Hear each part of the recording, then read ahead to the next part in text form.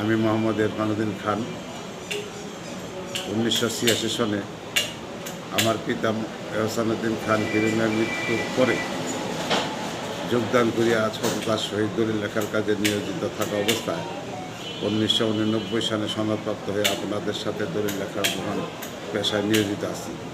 আমি বিগত 1997 সাল হইতে 99 সাল পর্যন্ত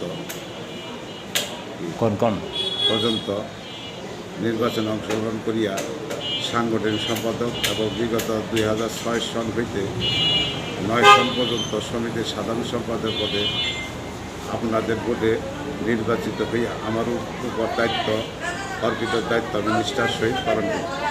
বর্তমানে নির্বাচন পরিচালনা কমিটি আগামী 19/5/2026 সনের তারিখ ঘোষণা করিয়াছে, নির্বাচনের তারিখ ঘোষণা করিয়াছে। আমি আপনাদের দোয়ায় ও ভালোবাসায় আসন্ন নির্বাচনে সভাপতি পদে প্রতিনিধিত্ব করতে যাচ্ছি ইনশাআল্লাহ। আমি আপনাদের দোয়া ভালোবাসা মূল্যবান ভোট প্রার্থনা করি। আমার উদ্দেশ্য, যদি সমিতির সভাপতি নির্বাচিত হই তবে দলিল লেখকদের পেশাগত মান উন্নয়ন করার জন্য চেষ্টা করব। সকল সদস্যদের ন্যায্য অধিকার নিশ্চিত করা, অর্থাৎ সর্বপ্রকার বৈষম্য দূর করা, কাজের পরিবেশ উন্নত করা, সকল সদস্যদের মধ্যে পারস্পরিক শ্রদ্ধা, ঐক্য ও সহযোগিতা বৃদ্ধি করা।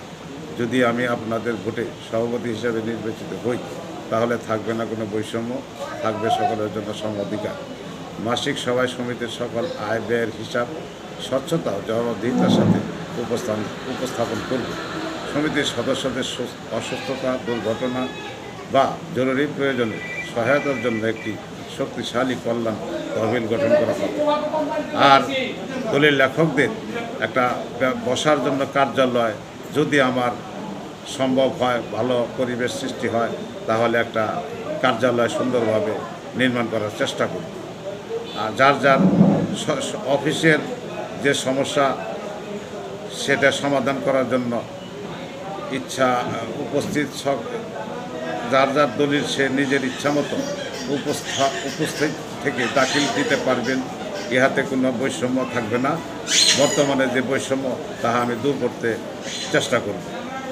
আমার অঙ্গীকার, আমি প্রতিশ্রুতি দিচ্ছি আপনাদের পরামর্শ, আস্থা ও ভালোবাসা নিয়ে সততা, নিষ্ঠা ও দায়িত্বশীলতার সাথে কার্যাদি পরিচালনা করব। আমি সকলের দোয়া ও ভালোবাসা সমর্থন কামনা করছি। আপনাদের মহামূল্যবান ভোট প্রার্থনা করছি। খোদা হাফেজ। আমার জন্য দোয়া করবেন। সকল সদস্যদেরকে ধন্যবাদ জ্ঞাপন করছি। আসসালাম।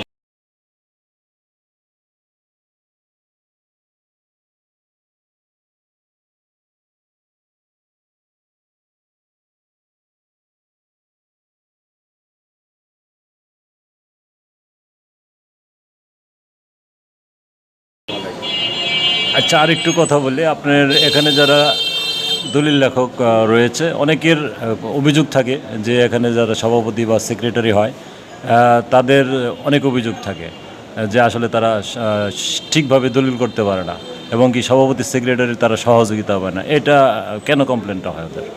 এইসব দূর করার জন্যই আমি এই পদে প্রতিদ্বন্দ্বিতা করতে যাচ্ছি। আসলে এটা অনেক পুরাতন। এই বিগত 17 বৎসর এই নির্বাচনের মাধ্যমে কোনো কমিটি গঠিত না হওয়ার কারণে এই সব সমস্যা সামনে এসেছে। তাই বর্তমানে সেই সুযোগ এসেছে, নির্বাচনের মাধ্যমে আমরা যদি নির্বাচিত যারা হই, সবাই মিলে এই দলিল লেখকদের এই সমস্যাগুলো সমাধান করার জন্য চেষ্টা করব ইনশাআল্লাহ। আচ্ছা, আপনার তো ব্যাপক পরিচিত সুনাম রয়েছে। আপনি এই যে দলিল লেখকদের যে একটা ভবন দরকার বা আপনাদের একটা ভবন দরকার সমিতির, এইটার লক্ষ্য কি আপনার আছে? লক্ষ্য হলো, উদ্দেশ্য, বর্তমানে আমরা একটা ভাড়ায় চালিত স্কুলের প্রতিষ্ঠান, সেটার মধ্যে কার্যালয় স্থাপন করে আমরা বর্তমানে অফিস পরিচালনা করতেছি। কিন্তু সদস্যদের যে সংখ্যা প্রায় 268 জন। এখানের জায়গায় সংকলন আছে, এটি স্বাভাবিক। তবে দূরবর্তী কোনো স্থানে অর্থ সংস্থান হইলে একটি নিজস্ব ভবন তৈরি করে সমিতির কার্যালয় বানালে সদস্যদের উপকৃত হবে। আমি নির্বাচিত হলে এইসব বিষয়ে আমার দৃষ্টি দিব। যদি আহ, এই এই প্রতিষ্ঠানটি গড়ে তুলে যেতে পারি। আমি থাকবো না, দলের লেখকরা থাকবে, যুগ যুগ তারা এই সুফল ভোগ করবে বলে আমি বিশ্বাস করি। আপনি তো একজন দলীয় সাবেক আপনার পরিচিত রয়েছে। আপনি এই যে যে ভবনটি নেই, আপনার সরকার দলীয় এদের সরকারের কাছে কোনো আপনার আবেদন করার জন্য বা নির্বাচনের পরে যদি জয় হন তাহলে আপনি এটা হওয়ার সম্ভাবনা থাকবে কিনা ভবনটি? চেষ্টা ত্রুটি থাকবে না। বর্তমান সরকার ক্ষমতায় এসেছে অনেক দিন পরে, 17 বছরই প্রায় পরে। এখনও সরকারের বয়স মাত্র 2-3 বছর চলছে। তবে চেষ্টা করব, আমাদের সরকার দলীয় এমপি মহোদয় আছে, ঊর্ধ্বতন কর্তৃপক্ষ আরও আছে, আমাদের মহাপরিদর্শন নিবন্ধন, জেলা রেজিস্ট্রার সাহেবের সমন্বয়ে এটা একটা কিভাবে কি করা যায় তাদের সাথে আলোচনার সাপেক্ষে প্রয়োজনীয় ব্যবস্থা করার জন্য আমি চেষ্টা করব। আমার চেষ্টা থাকবে এখানে কিছু করার জন্য, যদি আমি সদস্যদের ভোটে নির্বাচিত হই। আপনি এই নির্বাচনে দলীয় সমর্থন কেমন পাচ্ছেন বিএনপি? এখানে তো আমাদের কোনো দলীয়ভাবে কোনো নির্বাচন না, কোনো প্যানেলও না। আমাদের যার যার দল বাহিরে, এখানে আমরা নিরপেক্ষ নির্দলীয় হিসাবে আমরা সবার সহযোগিতায় নির্বাচন করি। এখানে কোনো প্যানেলও নয় বা দলের কোনো প্রভাবও নেই। আপনাদের নির্বাচন তো জাতীয় নির্বাচনকে প্রভাব ফেলে। হ্যাঁ, প্রভাব অতিরঞ্জিত হয়, কিন্তু আসলে ততটা না। 100 জন লোক যদি একসাথে একটা বসে একটা হোটেলে খায়, পোস্টার ব্যানার ফেস্টন করে, দেখা যায় একটা জাতীয় নির্বাচনের মতো। আসলে তা না, কিন্তু আমরা উৎসবমুখর পরিবেশে বিগত দিনেও করছি, যা 17 সাল পর্যন্ত ছিল না। এই 17 বছর ছিল না, তার আগের পর্যন্ত অবধি ছিল। আমি এই 17 বছর পরেই আবার এই উৎসবমুখর পরিবেশে নির্বাচন, দলীয় নতুন যে সদস্যরা যারা এই প্রথম নির্বাচনে তারা ভোট দেওয়ার জন্য একটা সুযোগ পেয়েছে, যার লেগা একটু উৎসাহ উদ্দীপনা বেশি দেখা যাইতেছে, এটাই স্বাভাবিক। আপনাদের নির্বাচন তো অতি স্বল্প সময় হতে যাচ্ছে 19 তারিখে। আপনার এই নির্বাচনে নিরপেক্ষ এবং কি কোনো কারচুপি হওয়ার সম্ভাবনা না রয়েছে? না না, এখানে কোনো কারচুপি করার সুযোগ নাই। আমাদের যে নির্বাচন পরিচালনা কমিটি, তারা খুব শক্ত অবস্থানে আছে এবং তারা ভালো লোক আছে। আমরাই তাদেরকে কণ্ঠভোটে নির্বাচিত করেছি। এই নির্বাচনটা সুষ্ঠু এবং সুন্দরভাবে পরিচালনা করার জন্য এটার মধ্যে কোনো রাজনৈতিক হস্তক্ষেপও নাই, কোনো রকম বিশৃঙ্খলা হওয়ার কোনো সুযোগ নাই, প্রভাবিত হওয়ার কোনো সুযোগ নেই। আপনার অনেকজনের কাছে শুনলাম যে কিছু কিছু আপনার প্রার্থী ভোট কিনবে এবং কি আসলে কি ভোট কেনার মাধ্যমে কি তারা নির্বাচিত হতে পারবে? এটা এটার প্রভাব তো হতে পারে। কি কয় আমি জানি না, কিন্তু আমার বিশ্বাসও হয় না এবং আমি দেখিও নাই। যেটা দেখি রে সেটা বলা যাব না। তবে নির্বাচন আমরা 3 জন সভাপতি পদপ্রার্থী নির্বাচনে অংশগ্রহণ করছি, প্রতিদ্বন্দ্বিতা থাকবে, এটাই স্বাভাবিক। এই যে কোনো একজনই পাশ করব, সবাই মিলেই আমরা কাঁধে কাঁধ মিলিয়ে বিগত দিনেও চলেছে, এবারও আগামী দিনেও চলবে বলে আমি বিশ্বাস করি। আপনার জয় হওয়ার সম্ভাবনা কেমন?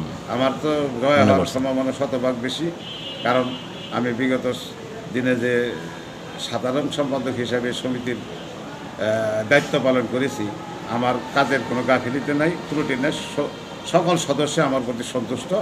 এটা আমার নিজের গুণ না, সদস্যদের সাথে আলাপ করলে আপনারা জানতে পারবেন আমার কার্যক্রম কেমন ছিল।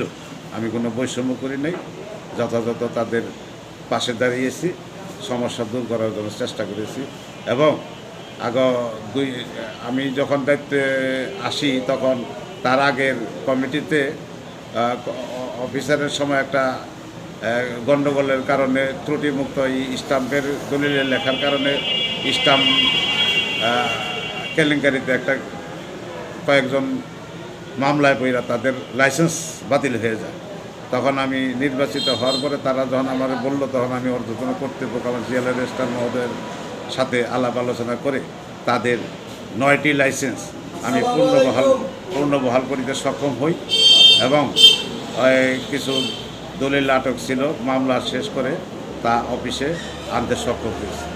এটি আমার গুণাবলী, কারণ সুযোগ যখন পেয়েছি আমি সুযোগের সদ্ব্যবহার করছি। আগামীতেও আরও অনেক সমস্যা আছে, সেটা সমাধান করার জন্য আমি চেষ্টা করবো ইনশাআল্লাহ। তাহলে ভোটারদের উদ্দেশ্যে কিছু বলবেন না? ভোটার রাজধানী ভোটার আমাকে যোগ্য যদি মনে করে ইনশাআল্লাহ আমার বাক্সে তারা ভোট দিবে, এটাই আমার আশা করি তারা আমার পক্ষেই থাকবে। ভালোবাসা আছে আমার প্রতি, আমি আপ্রাণ চেষ্টা করছি তাদের কিছু করার জন্য, তারাও আমার ডাকে সাড়া দিবে বলে আমি বিশ্বাস করি। ঠিক আছে। 560